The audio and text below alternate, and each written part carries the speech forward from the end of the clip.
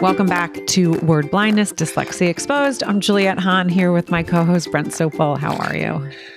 I can't believe it's the holiday season already. We're recording the week of Thanksgiving, just the American Thanksgiving. Yeah, Sorry. it's not the real Thanksgiving. You guys aren't thankful for shit. But we recorded on also the Canadian. I said that to Elizabeth this morning. Like, you American thanks. She goes, "What are you guys?" I'm like, "Yeah, we're thankful for the long weekend." Right. Because in Canada, we get a long weekend: May, June, July, August, September, and October. We got a long weekend. Right. People are like, what are the long weekends? I don't know, the long weekend. So we're thankful for the long weekend. So never mind. Because when is Canadian? October. Yeah. I think it's all, you guys have the same weekend, long weekend that day. I don't know. Is it President's Day or Martin Luther King? Something. Yeah, there's a something day in October where it's a holiday. What is the date? And I'll tell you. Columbus Day. There it is. Columbus Day. So your Columbus Day is Indigenous Day. Now it's called. Yeah, I call it Columbus Day too because I can't say that. I'm from Canada. We have Native Americans everywhere. Obviously, that's a big portion of Canada. So I grew up with them and know tons of them and the reserves and stuff, and played with a lot of them. So we know that that well. But so that's our Thanksgiving. Right. So we're thankful for the long weekend. Right. Thankful for the long weekend. And you guys are all thankful. Black Friday. I've actually, this is where like my women friends are like, okay, you're so like, I don't even, I'm like, no, that's like, sounds like a fucking nightmare to go shopping where 1 million people are to save money. Okay, great. The saving money thing. Great. I cannot think of anything worse than to be in a place where there's 1 million other people shopping, since I hate shopping, period. And so my friends are always like, okay, so I'm not thankful for Black Friday. I don't give a shit about that. I agree. I would never go and stand no, it sounds like actually just makes me, I agree. Gives me anxiety even thinking about it. I agree. It's, just things that get away. It's obviously, we just had Veterans Day recently. And we call it Remembrance Day in Canada. And in Canada, we all everybody wears a little poppy. We do. Yeah. Remembrance Day. Remember, I have a bigger problem with schools giving that day off. Then not sending the kids back to school on Black Friday. Like, should be in school to honor them. Like, we're here at school, we're here, whatever, because of these people. And you give them the day, we give kids the day off school. They don't know. Parents don't, they're not going to sit there and teach them. Or it's, honoring guys like your dad, who was injured in Vietnam, was it? Mm-hmm. It's like, I have a bigger problem with, but you're going to give them off for Black Friday for all the shopping. You're should be thankful for those guys that were able to have the Thanksgiving. So, I can obviously go down, a little bit of different rabbit hole. Well, I told you that in Connecticut, they did the most beautiful. We had an assembly. We were allowed to invite the veterans. So when my kids were in elementary school, in Darien, we had school on that day. And one of the things that was so amazing is that my kids, and I have them filmed, I actually need to put it together. But so my dad would come and my kids would write something, and they got to stand up in front of like the school, introduce they call them pop up. And the thing that was really cool is that a lot of the kids would have, so like the same kids would obviously have their fans. So like my dad over the years also got to meet some of the other guys. One of the years, this is actually a crazy story. So my uncle, my godfather actually is also a veteran, and he was in Vietnam. So one year we had him come because my dad has a paralyzed leg. He has the Purple Heart. So when he was in Vietnam, his platoon got there was someone stepped on a landmine in the rice paddies, and most of his platoon died. My dad had shrapnel go like so close to his eye, but then in his arms and then in his legs, and he got nerves cut. So like one of his legs is paralyzed and he wears a brace. It's called drop foot. Like you wouldn't know if he had his brace on, but when he was, and I think we've talked about this when we were, when I was little, I used to like pinch him, be like, can you feel this? Cause I thought it was like the craziest thing that this leg couldn't feel anything. And it was a lot smaller, like the skinniest leg. But you know, he ran marathons and, you know, really could do anything. But if he took that brace off, he would have to make sure he's picking it up. So the leg had to go, like he would have to pick it up all the way here. So it was almost like kind of walking like this without it. So one of the years and so, you know, I know social media sometimes gets like a bad rap and stuff. There's things that I love about it because connecting and you know, finding people from your childhood and all these different things. And this is a really cool story. So his name is Joe Smalls. And my dad actually was hit in Vietnam. I want to say, because your birthday is what, the 7th? Yep. My dad was hit in the 5th. My dad was hit January 5th, 1968. So through Facebook, Joe Small's family found my dad. So one year he couldn't be there because he was going to meet them. And I totally get choked up. And they actually, my kids wrote about it, like why my dad couldn't be there. He was able to tell the family that Joe died, like there was no pain. Like he died immediately. So it was like a niece or like a great niece, like a great niece that found my dad random through Facebook and was able, so he went and met the whole family and they were like down south, super southern. And he was able to go and, you know, and just give them stories of, you know, when they were together and stuff like that. So that was like super cool. So my kids literally stood up, the entire auditorium. I mean, the young kids, not a lot of them cried because it was elementary school, but all the teachers, we were all, and the parents were like sobbing, like, you know, Truman and Penelope got to do it. Montgomery didn't go to, I think 1 year, maybe my dad was able to like kindergarten, second grade. And then he went to, you know, he went to Southport, but they did the most beautiful assembly, pictures, like, you know, then the grandparents, whoever it was got to stay and it was really cool.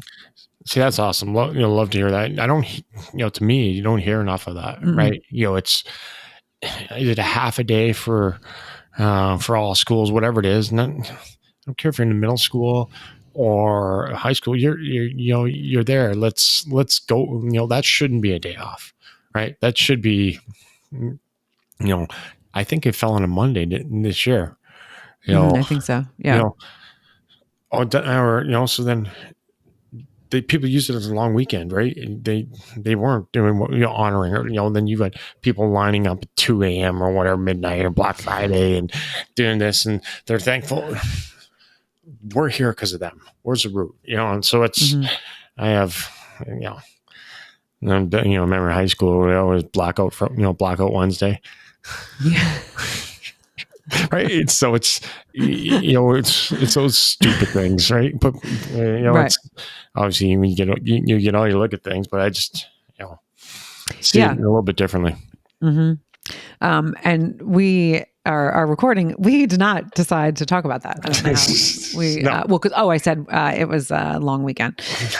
I mean, Thanksgiving. 6 long weekends we're thankful for, but you know, I think, you know, our Remembrance Day, we had a lot of things. Obviously, we're in Canada. As a Canada, what do you have? I know we got like 2 tugboats and a canoe and, you know, a couple oars. So, but it's that poppy. You know, when you will see, I would probably say 95% of Canadians have a poppy on. You know, so it's kind of like, you know, how the Salvation Army, you know, they're ringing the bells outside. Literally, they have the same kind of stuff in Canada for poppies. And everybody's got, you know, on their jacket. You know, if you ever watch any NHL games, you know, building up to that, every coach had a poppy on. So it's, you know, you guys do. Yeah. You know, they do, you know, not, you know, obviously I don't know about all the schools and going that stuff, but there is a massive push for every person having a poppy on, you know, the weeks leading up to, you know, up to that day. you know, I saw kids with, you know, little poppy stickers on their helmets on hockey. And, you know, so we do a pretty good job. Yeah. Again, to honor those guys. Yes, we're not as big as US when it comes to that stuff, but still. Well, but it's an important thing. I mean, my kids, they text their grandfather, thank you for serving, Pop Up, Yeah. I always do a post, and it's actually a post of him getting the Purple Heart. It's a picture. It's like a snapshot. It's like all crooked, but it's like, so cool. Polaroid back in the day. Yeah. Yeah. I mean, it probably totally was.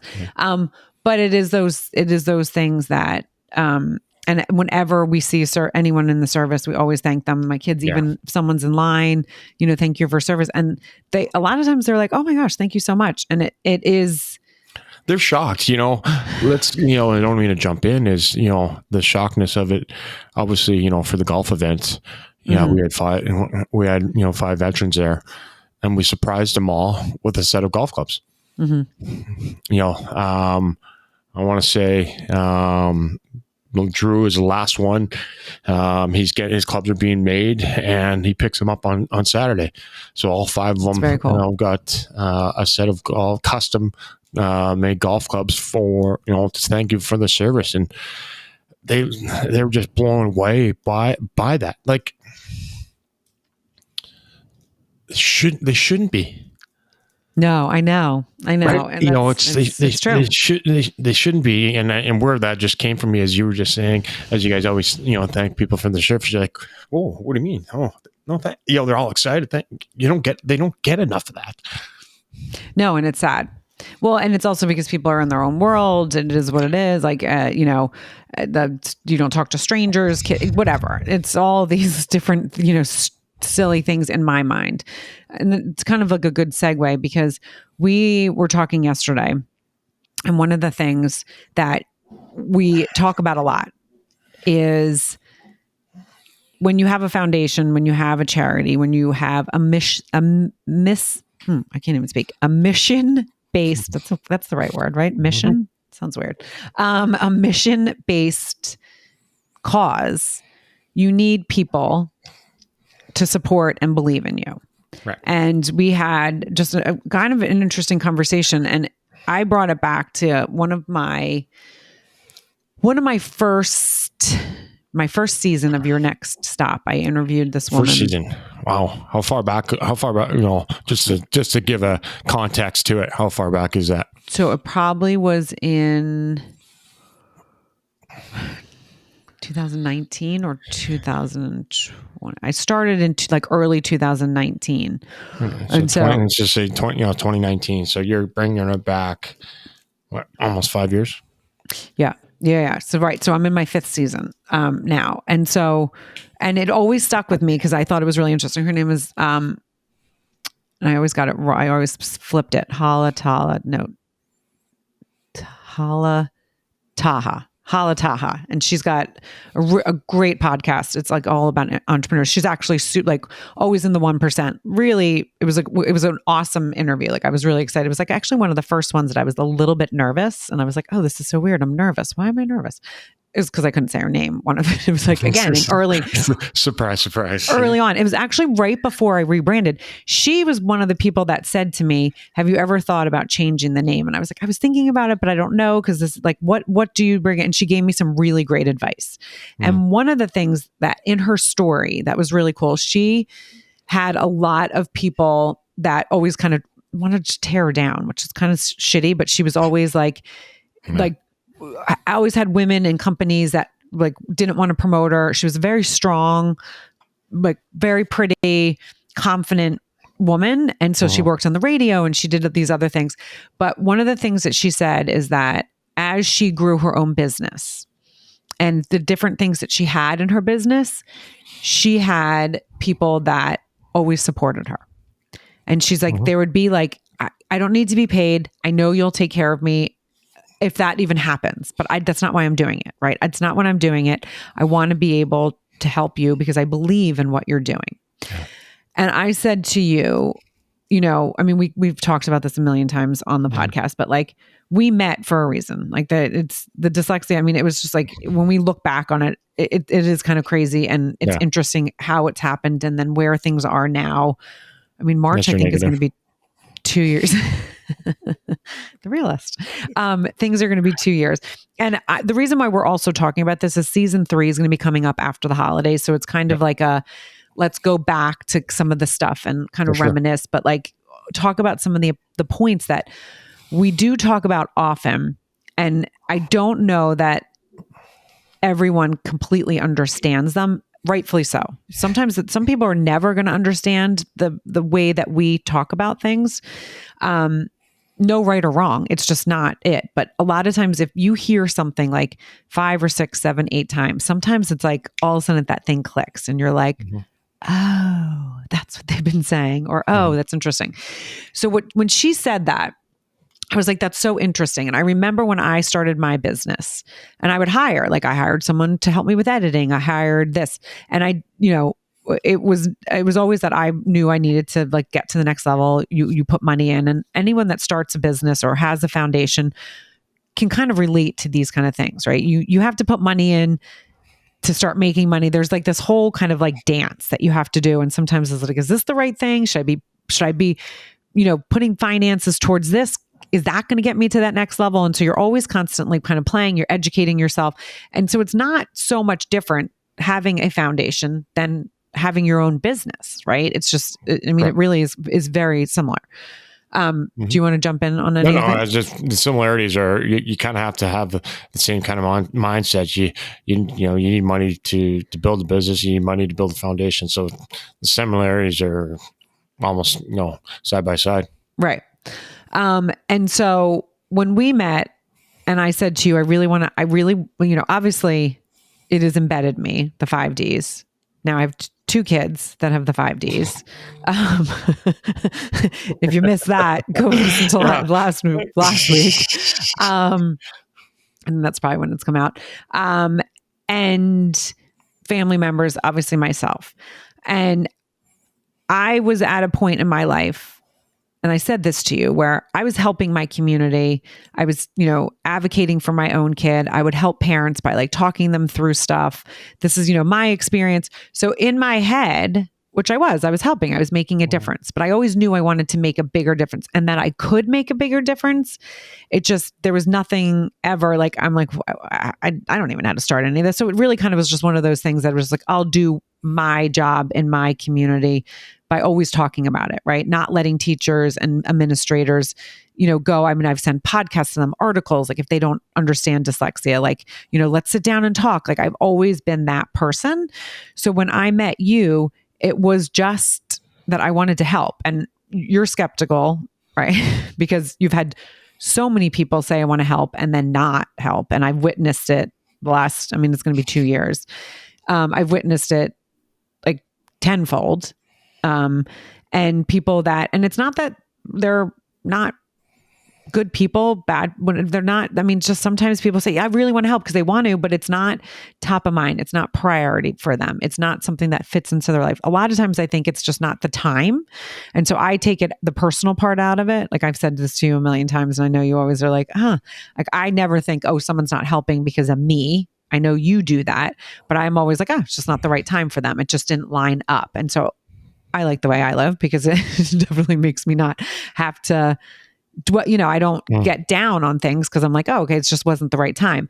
But when you've had it happen time and time and time and time and time and time again, where also because of your previous profession, people also like want to be involved with you because they're like, oh, he's, a professional athlete or whatever. You can't find out if people really have the right intentions or they have the wrong intentions. And so you have to be skeptical, right? You can't have an open heart that's like, let me just let it know. You would get absolutely crushed. So there was a time in your life where you shut that heart down and you're like, okay, I have to make everyone that you meet, you have to be like, what is the reason for this, right? Like, why do they want to help? Are they going to help? No. So that's how you approach. Like, nope, they're not going to help. They're not, right? They don't have good intentions. That's why 100%. He said no to the podcast 6 times. Now, Unicorn will say, I believe that God, universe, whatever it was, gave you just say yes, right? Just say yes. And that's how this, and I'm sure there was times over the time, like, okay, she's not going to stick around. This is not going to happen. This is not going to happen. I'm sure that, went through your mind many times because of your past experiences. And so one of the things that we really talked about is like when Hala said this, I was like, it's so interesting. And I've always had it in the back of my mind. It's always like at different times in my life have like played where I'm like, interesting. But this is such this moment and that what she said and some of the things that are happening behind the scenes with the foundation. I was like, this is a perfect example of people's intentions on wanting to help versus actually doing the right thing. Well, yesterday you said something, and you said what she said. People believe in you, right? I think that was not the words that she.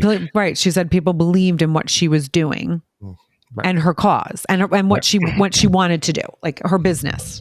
Like her business model, what she wanted to do. And so they believed in their business model, believed in her, believed in what she was doing. And that's one thing that gets me every day. Because I have very, very, very small people, or a small amount of people that believe. And believe in me, believe in what I'm doing. So am I always skeptical? 100% every single time. I'll leave with that skepticism. There's a very few people that I believe in me. I text a million people, how you doing? Think about you. There's, as you said last week or whatever, how many people are dying? I've heard so many people, dying of cancer, blah, blah, blah. I'm thinking about you. Hey, how you doing? You doing okay? Hope you're all well. Like all those things, right? Checking on people around, kind of around the world. Never get that back, right? So there isn't a day where I feel like a solid group of people that believe me. There isn't. Mm-hmm. There's a few, 100%, but that's few and far between.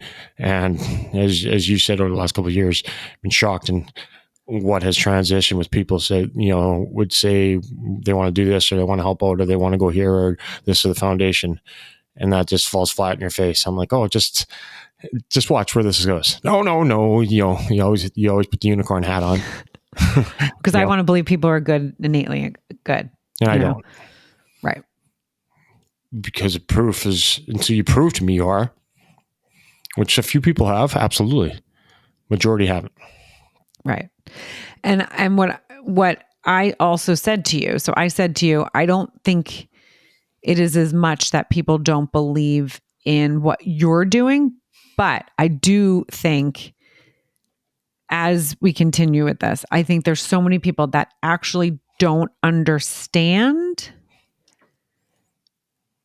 the depths of dyslexia and the 5 Ds, right? They have, and they can hear it and hear it and hear it, but actually in their heads, they're like, that's not true, right? That's an 100%. Exaggeration. That's exaggeration.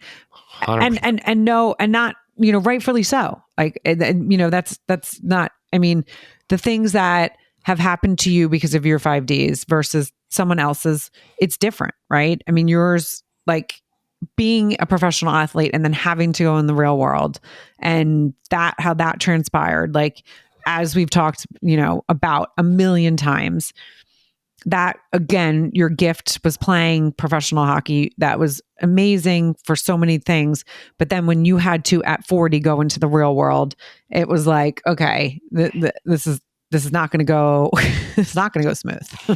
The hard part about dyslexia, we talk about the embarrassment that goes with it.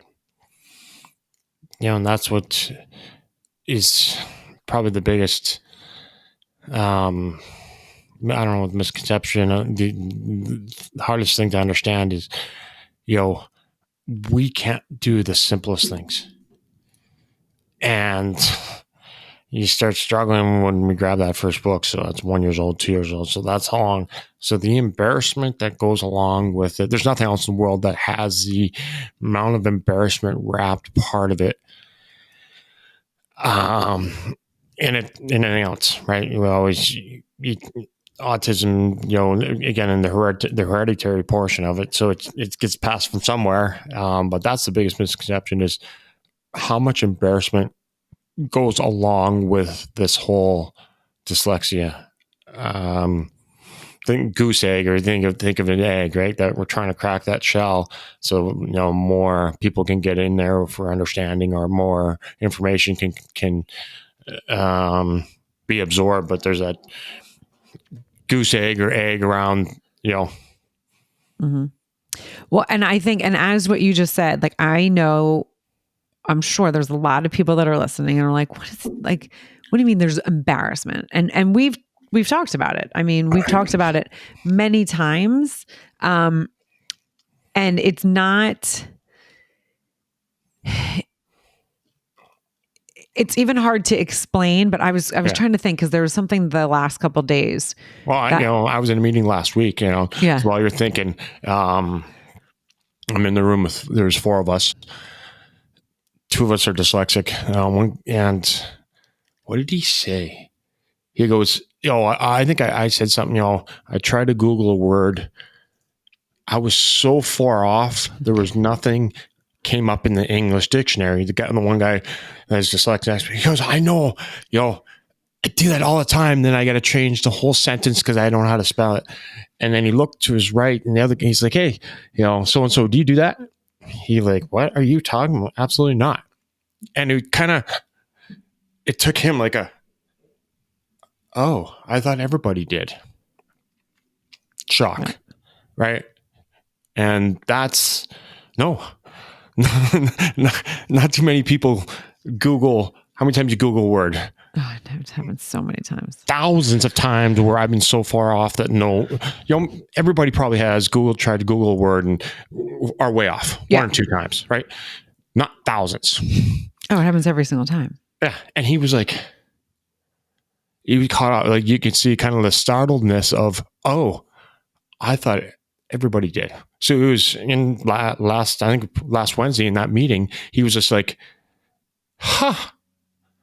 it kind of, again, if you weren't on the dyslexic side, you would never caught the startledness that he got.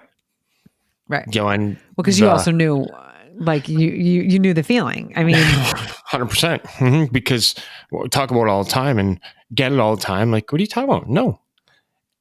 And when you get that, what are you talking about? No.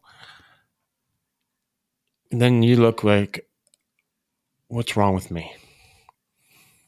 Why me? And that's where that dumb comes into play, or I'm stupid. And those are the automatic feelings that you get, no matter how successful you are.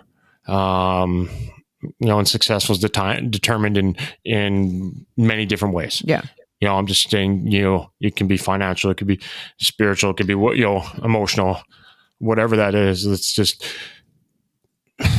to be successful. You get knocked down and you feel alone and taken back. And the one thing is, how do I stop being that kid? When you talk about being, in a classroom, you're that kid that's got to go pull her. I'm this kid that got to do this. It gets a lot. And then when you're trying to build, the foundation or a company of whatever that is you're trying to build, you're that guy. You're that kid. You're that weird kid, or you're that weird guy who comes into the boardroom, or the weird woman who comes into that boardroom and it's trying to present the weirdest things ever.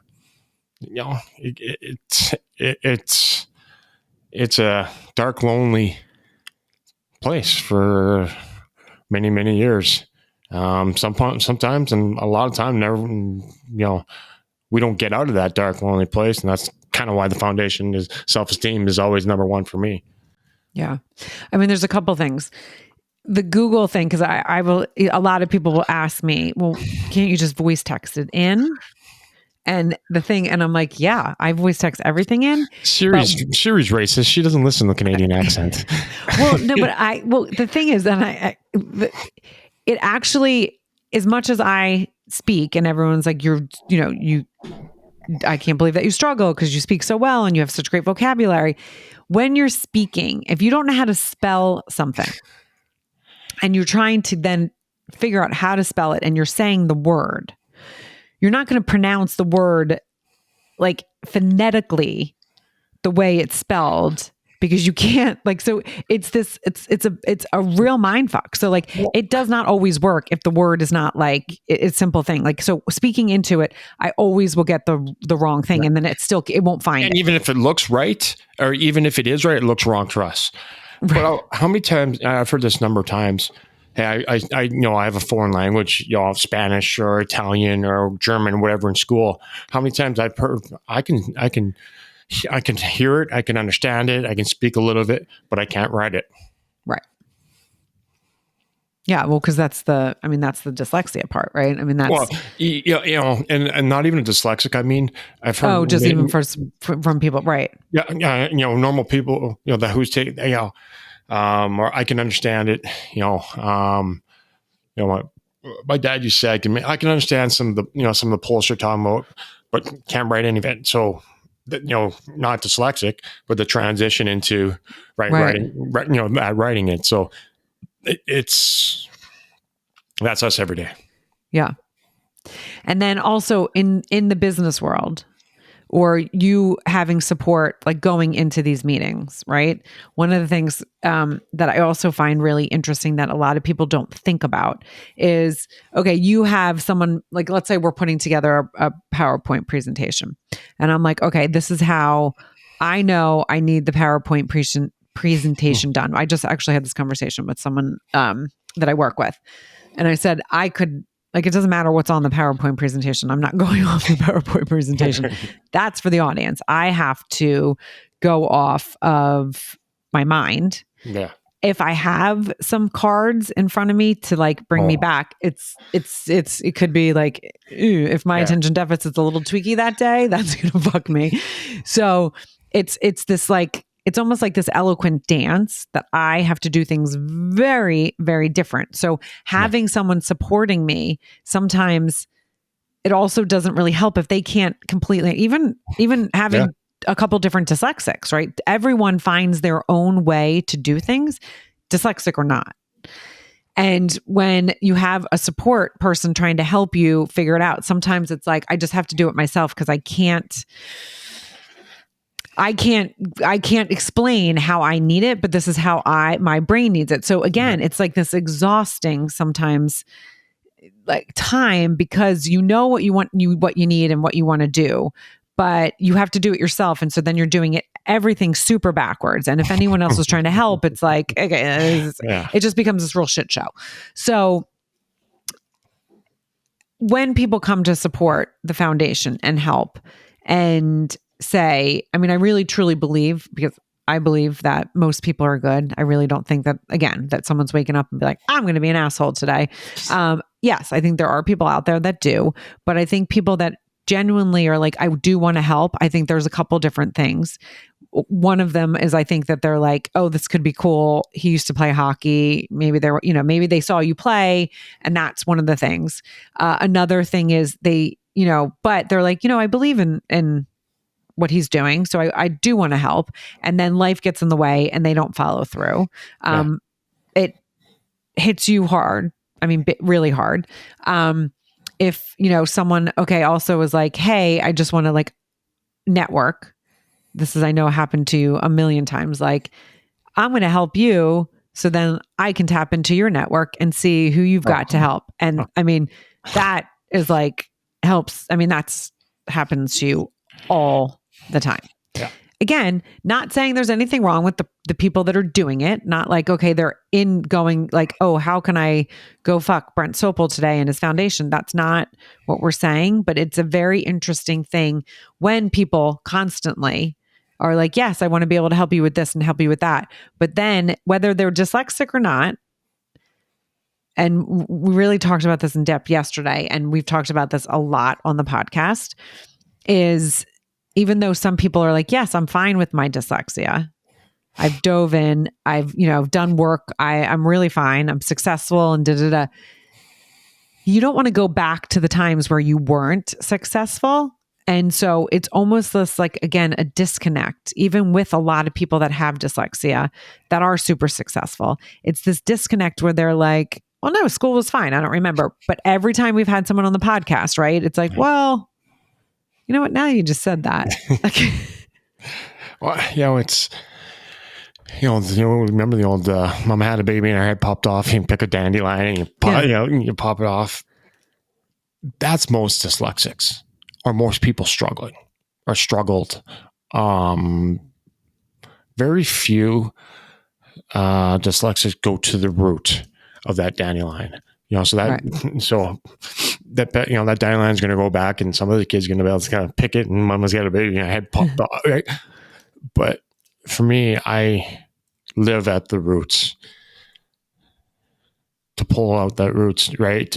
And most never get to the roots of what the full meaning is of the purpose, or the feeling, or the anxiety, or the depression, or whatever it is, because they're not down at that full root to have that full understanding. Mm-hmm. And it's just something, it's really something to think about. I think a lot of people in life don't, go down to the roots because they don't want to deal with. Is it fun? No, 100%. But if you don't pick out if you don't go to the roots, again, there's that dandelion, right? That dandelion is always going to come back. Pull that root, dandelion doesn't come back. So if you don't go to the roots, no matter what it is, it's all going to come back. Mm-hmm. I'm just going to leave it at that. So again, season 3 is going to be coming out after the holidays. We'll have Crazy. some, I know, we're going to have some, right now we are, I want to say like almost 70 episodes in. Yeah. Crazy. Which is awesome. It's awesome. See, aren't you so happy you said yes? After you stalk me. Call it what you want. So you guys, you know what to do. Like, rate, review, and share. And we'll see you. This might be the last one before season 3. So we'll see you in the next season. If not, there's another one coming out, and we'll just one of the two. One of the two. But don't forget to like, rate. Now I can't even speak. Like, rate, and review, and share. And we'll see you for another episode of Word Blindness Dyslexia Exposed. Thanks, Brent. Thank you.